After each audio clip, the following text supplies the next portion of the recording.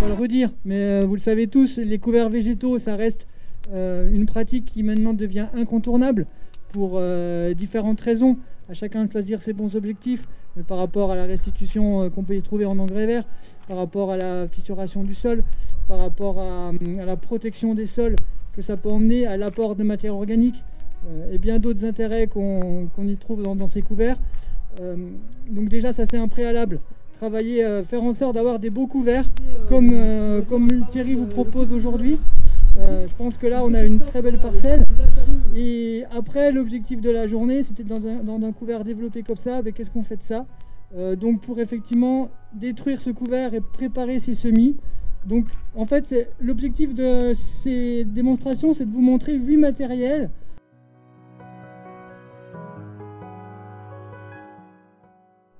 C'est un appareil qui va très bien dans ce genre de couvert, du coup, en destruction de févroles associés, comme ça.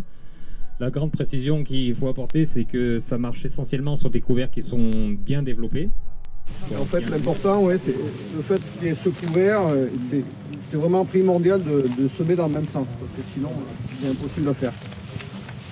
Et l'avantage du couvert aussi, c'est que ça fait un écran au moment du semis, et donc les adventices ont beaucoup moins de lumière pour lever.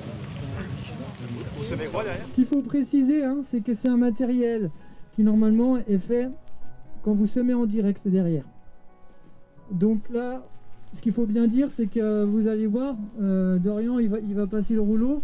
En fait, ça ne broie pas, ça vous pince les tiges et ça dévitalise la plante, qui fait que ça va la faire sécher. Alors ça marche d'autant mieux sur sol quand le couvert peut être gelé.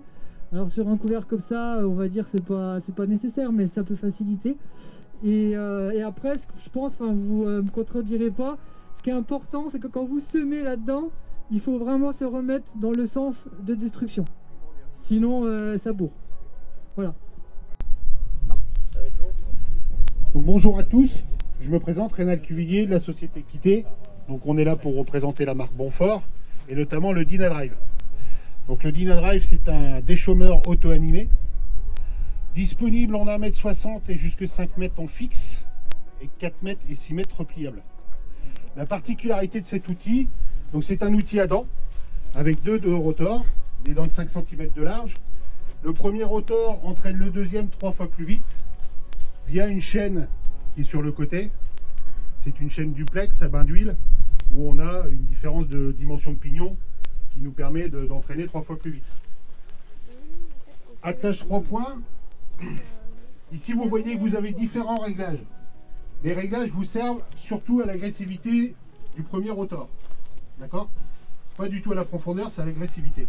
Suivant les types de sol, si c'est plus ou moins sec, on va le positionner plus ou moins différemment. La hauteur la profondeur de réglage, donc on peut aller de 2 cm à 15 cm de profondeur. Elle est faite par le rouleau avec un système de câble qui est ici, sur le côté, que vous tournez tout simplement, et vous le réglez en fonction de la profondeur que vous désirez. La tôle arrière est réglable, elle vous permet plus ou moins d'affiner ce que vous allez travailler. Donc plus elle est fermée, plus c'est fin, plus on va projeter dans le rouleau, plus c'est ouvert, plus c'est grossier. Tout simplement. Je ne connais pas, donc il appartient à Climat de Montvendre. Il a surtout été pris pour les bio, qui s'en servent pas mal, uniquement pour déchaumer ou après déchaumer avant culture pour faire une super préparation, vu qu'on le règle très pointilleusement en profondeur et tout, pour nettoyer la parcelle et tout. Je l'ai vu, c'est très efficace. Là, bon, par rapport ce matin aux essais, dans le couvert broyé, ça va encore pas trop mal. Dans le non broyé, c'est même pas la peine d'aller essayer.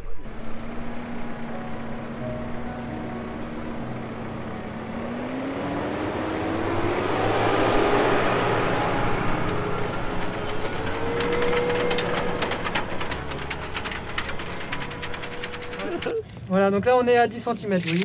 Tout à l'heure on était à 7. Voilà, on peut se rendre compte que le travail, en tout cas attendu, à savoir arracher, y est. Voilà, globalement, vous voyez, tout part. Bonjour à tous. Donc, comme on vous présente ici aujourd'hui le Corallin en version 6,60 m, donc deux versions, toujours en version semi-portée. L'outil est équipé de 2 rangées de disques. Les disques qu'on a repris de notre déchômeur bien connu de l'Héliodor 9, 10 de 510.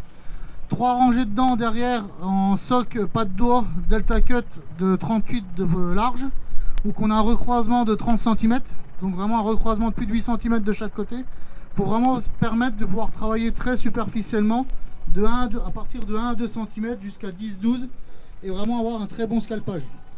Aujourd'hui, le Corallin n'est pas considéré comme un pur déchômeur comme beaucoup de notre gamme, que ce soit outil à disque ou outil à dents. C'est vraiment un déchômeur hybride et, qui fait partie vraiment de la gamme, on va dire, des outils scalpage. Donc 2 rangées de disques, 3 rangées de dents. Derrière, il est équipé de lames niveleurs pour pouvoir niveler tout ce que les petites bosses qu'un outil à dents peut faire.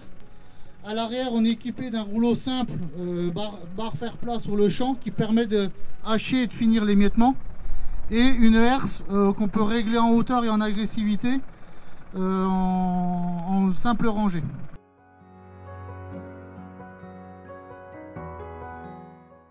C'est un Actisol, donc c'est le mien, celui-ci, 3,50 m de large. Je m'en sers pour le déchômage et la fissuration, parce que je fais de la... C'est un peu ma charrue à moi, quoi, quelque part. Comme je fais du non-labour, mais en TCS, quoi. Donc c'est ce qui me permet de faire une structuration, on va dire, un peu de profondeur pour se rassurer quand on a un peu peur de passer directement en non-labour ou semi-direct.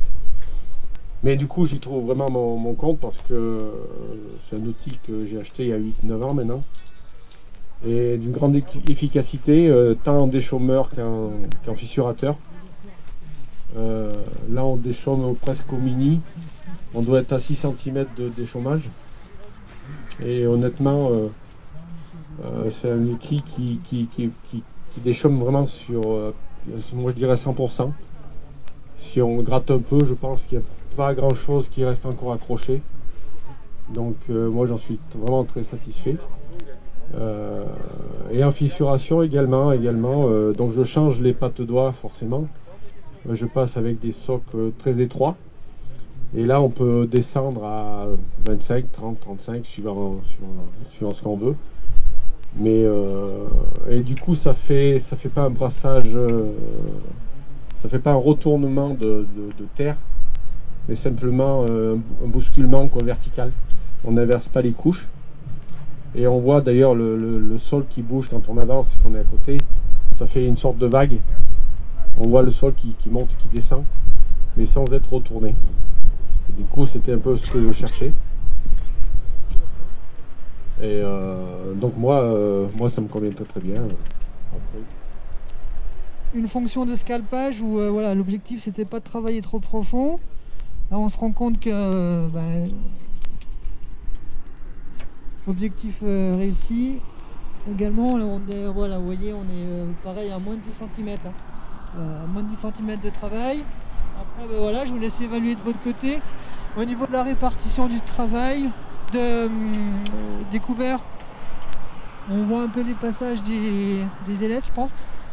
Je trouve que c'est pas trop mal. Mais voilà, et donc on s'en sert aussi donc, pour faire la destruction des sipans et puis enfouir les maïs. Donc c'est vrai que là on a de la pénétration avec ce genre d'outils, ça y va pas mal.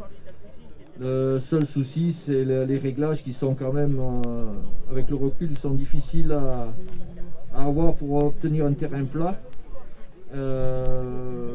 Il faut avoir à l'esprit de bien avoir pouvoir régler la vitesse d'avancement par rapport à l'ouverture des disques à l'avant, pour que derrière, comme c'est des disques qui ne sont pas réglables, ils puissent niveler.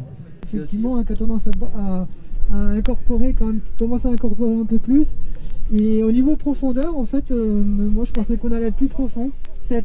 Voilà, comme on est réglé à peu près comme les autres, hein, on est entre 7 et 10. Voilà, donc on se rend compte que parce que Lilian a donné son ressenti, ça ressort peut-être un peu plus de mode.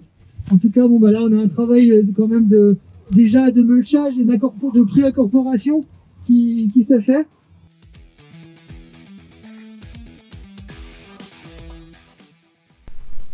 ça demande un petit peu moins de puissance. C'est une 14 pouces. Profondeur de labour de 5 à 20 cm. Labour hors raie. Particularité, donc les roues de terrage à l'avance, parce que je pense que ça doit avoir tendance à...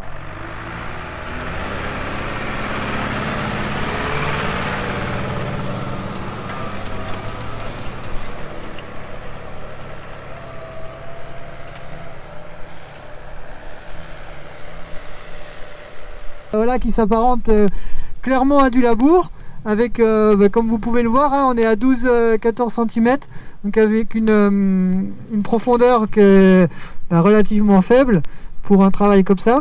Là, ce qu'on peut dire, c'est qu'on voit quasiment, même s'il n'y a pas de rasette, on voit quasiment plus rien en surface.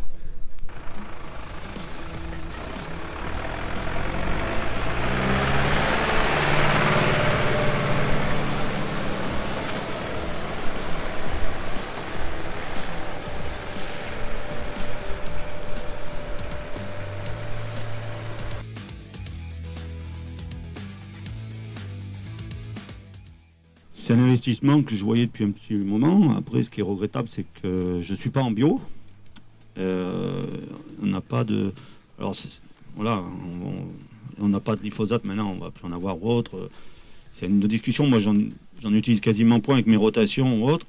Et mulcher, après, passer avec la charrue derrière, je pense que j'aurai moins de problèmes, surtout si on a un peu des liserons, un peu toutes sortes de graminées, des fois qui repoussent. Donc... j'ai bon espoir de pouvoir arriver à tout labourer. Oui, bah, là forcément on est avec un versoir type argile, donc sur du limon il sent moins bien forcément, il faudrait plus se projeter. Et après là la problématique que moi je vois visuellement, c'est que ce qu'on a retourné ça pointe quand même, donc des choses comme ça c'est sûr que ça va repartir. On a fait une petite synthèse économique pour essayer de mettre aussi en lien la technique, le résultat et aussi l'économique, pour se projeter sur les futurs projets d'achat que vous pouvez avoir suite à ça. L'objectif, c'est pas d'être exhaustif, c'est surtout de mettre des grandes valeurs et de dire en face d'un tel ou d'un tel matériel, qu'est-ce que ça va être mon débit de chantier, ma consommation, mon coût à l'hectare, et de pouvoir du coup avoir plus de vision sur son potentiel et sur on va dire, la valorisation sur le système d'exploitation.